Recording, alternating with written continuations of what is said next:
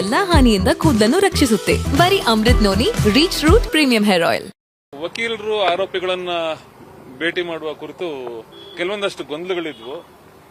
ನ್ಯಾಯಾಧೀಶರು ಈ ಹಿಂದೆನೆ ಅಂದ್ರೆ ಮೊದಲನೇ ಬಾರಿ ಏನು ಆರೋಪಿಗಳನ್ನ ಕೋರ್ಟ್ ಮುಂದೆ ಹಾಜರುಪಡಿಸಿದಾಗ 8 ರಿಂದ 8:30 ಬೆಳಗಿನ ಜಾವ 8 ರಿಂದ 8:30 ಸಮಯಕ್ಕೆ ವಕೀಲರ ಭೇಟಿಗೆ ನಿಗದಿಯಾಗಿತ್ತು.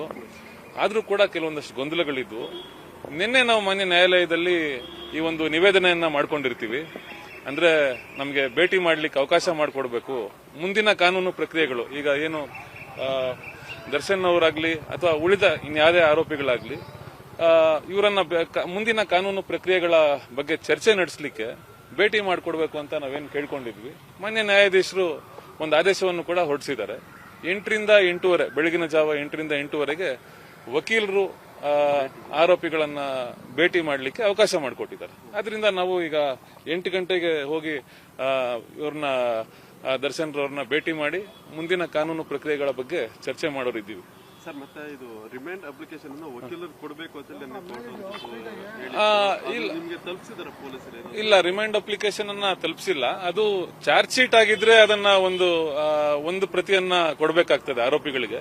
ರಿಮೈಂಡ್ ಅರ್ಜಿಯನ್ನ ನಾವು ಅಧಿಕೃತವಾಗಿ ಸರ್ಟಿಫೈಡ್ ಕಾಪಿಯನ್ನ ಪಡಿಬಹುದು. ಈಗ ಭೇಟಿಗೆ ಏನ್ ವಿಚಾರ ಸಂಬಂಧಪಟ್ಟಂತೆ ಭೇಟಿ ಸರ್, ಈಗ ನೋಡಿ, ನಿನ್ನೆ 9 ದಿನಗಳ ಕಾಲ ಆರೋಪಿಗಳನ್ನ ಪೊಲೀಸ್ ಅಭಿರಕ್ಷೆಗೆ ಕೇಳ್ಕೊಂಡಿರ್ತಾರೆ. ನಾವು ಅದಕ್ಕೆ ತಕರಾರನ್ನ ಸಲ್ಲಿಸಿರ್ತೀವಿ. ಏನು ಈ ಮೊಬೈಲ್ಗಳನ್ನ ವಶಪಡಿಸಿಕೊಂಡಿರುವಂತಹ ಮೊಬೈಲ್ಗಳ ಅದರಲ್ಲಿ ಇರುವಂತಹ ಕೆಲವೊಂದಷ್ಟು ಮಾಹಿತಿಯನ್ನ ನಾವು ಎಕ್ಸ್ಟ್ರಾಕ್ಟ್ ಮಾಡಬೇಕಂದ್ರೆ ಡೇಟಾ ರಿಟ್ರೀವಲ್ ಮಾಡಬೇಕು ಅನ್ನೋದು ಒಂದಾಗಿರ್ತದೆ. ಎರಡನೇದಾಗಿ ಮೈಸೂರಿಗೆ ತೆರಳಿ ಯಾವುದೋ ಆರೋಪಿಗಳ ಬಟ್ಟೆ ಮತ್ತು ಚಪ್ಪಲಿಗಳನ್ನ ವಶಪಡಿಸ್ಕೋಬೇಕು, ಅಂದ್ರೆ ರಿಕವರಿ ಮಹಜರ್ ಅಮಾನತ್ತು ಪಂಚನಾಮೆಯನ್ನ ಹೊರಡಿಸಬೇಕು ಅನ್ನೋದು ಎರಡನೇ ವಾದ ಆಗಿರ್ತದೆ.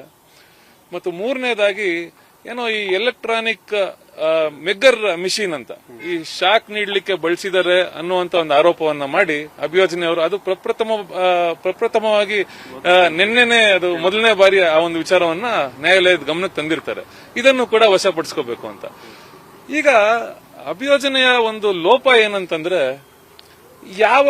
ಯಾವ ವಸ್ತುಗಳನ್ನ ಯಾರಿಂದ ಅಮಾನತ್ ಪಡಿಸ್ಕೋಬೇಕು ಅಂದ್ರೆ ಈಗ ಬಟ್ಟೆಗಳನ್ನ ಅವರೇನು ಅಮಾನತ್ ಪಂಚನಾಮೆ ಹೊರಡಿಸಿ ಆರೋಪಿಗಳ ಸಮಕ್ಷಮ ಅದನ್ನ ವಶಪಡಿಸ್ಕೋಬೇಕು ಅಂತ ಏನ್ ಹೇಳಿದ್ದಾರೆ, ಅದು ಯಾವ ಆರೋಪಿಯಿಂದ, ಹಾಗೂ ಎಲೆಕ್ಟ್ರಾನಿಕ್ ಮೆಗ್ಗರ್ ಮಿಷಿನ್ ಅದು ಯಾವ ಆರೋಪಿಯಿಂದ ವಶಪಡಿಸ್ಕೋಬೇಕು, ಯಾವುದೇ ಸ್ಪಷ್ಟತೆ ಇಲ್ಲದೆ ಆ ಒಂದು ರಿಮೈಂಡ್ ಅರ್ಜಿಯನ್ನ ತಯಾರಿಸಿದ್ರು ಅಭಿಯೋಜನೆಯವರು. ಈ ಅಂಶಗಳನ್ನ ನಾವು ನ್ಯಾಯಾಲಯದ ಗಮನಕ್ಕೆ ತಂದ ಕಾರಣ ಅವರು 9 ದಿನಗಳು ಆರೋಪಿಗಳ ಅಭಿರಕ್ಷೆಯನ್ನು ಪಡೆಯೋದ್ರಲ್ಲಿ ವಿಫಲವಾಗಿದ್ದಾರೆ. ನನ್ನ ಜೀವನದಲ್ಲಿ ನಾನು ಮಾತ್ರವಲ್ಲ, ನನ್ನ ಕೂದಲು ಕೂಡ ಆಗಿರ್ಬೇಕು ಸ್ಟ್ರಾಂಗ್ ಅಂಡ್ ಸ್ಟೈಲಿಶ್.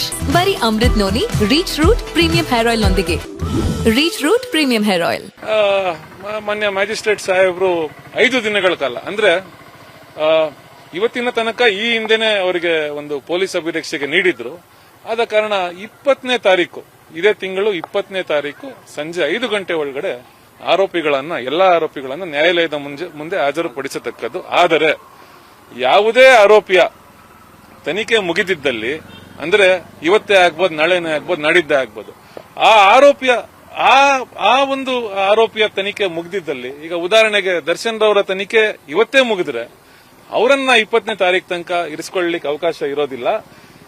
ಆ ತನಿಖೆ ಮುಗಿದ ಕೂಡಲೇ ತಕ್ಷಣವೇ ಅವರನ್ನ ನ್ಯಾಯಾಲಯಕ್ಕೆ ಹಾಜರುಪಡಿಸತಕ್ಕದ್ದು ಎನ್ನುವಂತ ಒಂದು ಆದೇಶವನ್ನ ನ್ಯಾಯಾಧೀಶರು ನಿನ್ನೆ ಹೊರಡಿಸಿದ್ದಾರೆ. ಅನುಕ್ಷಣದ ಸುದ್ದಿಗಳಿಗಾಗಿ ವಿಸ್ತಾರ ನ್ಯೂಸ್ ಯೂಟ್ಯೂಬ್ ಚಾನೆಲ್ ಸಬ್ಸ್ಕ್ರೈಬ್ ಮಾಡಿ.